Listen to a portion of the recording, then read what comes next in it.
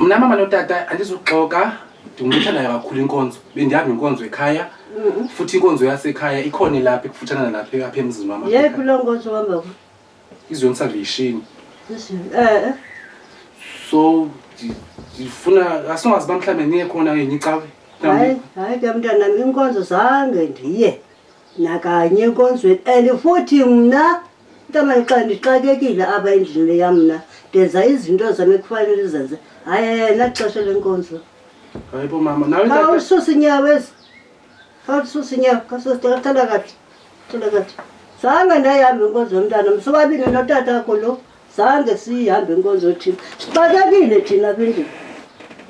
Okay mama bezicela lo mama ke ngoku ugqibela ngithina nehlupha ngicela sike sithandazeni ku akukhona ngizotsala ngicela sithandazeni ngizotsala kakhulu umthandazo. Jonga nje phansi tata ucimela angizuguqana nobabili.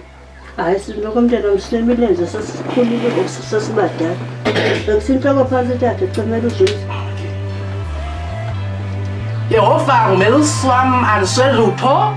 Yehova undenza ngithendwa emadlelo ahlaza noba ndihambe ngifuna intuzo ufa ndikosabanto. Yehova kaShadrach noMeshach, Yehova kaAbednego, Yehova kaDavide, Yehova kaYohane, Yehova kaNoah, Yehova kalentuka amen. Kutheni usiyakolisa ungathanga Jehova kakulisi? Kutheni Nkosi usiyakolisa ungambekanga? Yamazi usiyakolisa ubalulekile all over uMzantsi Afrika wonke naphesheya kwezilwandle. Njani ungathanga Jehova kasiyakolisa? Into ndiyenze phambe? Hayi mama usiyakolisa ungenaphi into phambe? Ke ngoku usiyakolisa ubalulekile apha eMzantsi Afrika naphesheya kwezilwandle. Uyambona mosinayo izinto ezenzayo. Yaphambana namfazi nje.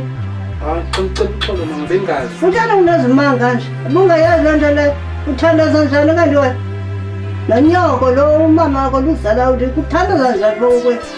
Xa kuthandaza kubekwa ihlabathi, kuthandazela ihlabathi. Nabantu bonke eMzantsi Afrika oonesi oogqirha abantu kwanto abantu abasezingxakini kwanto uthandaza njani kakhulu utata?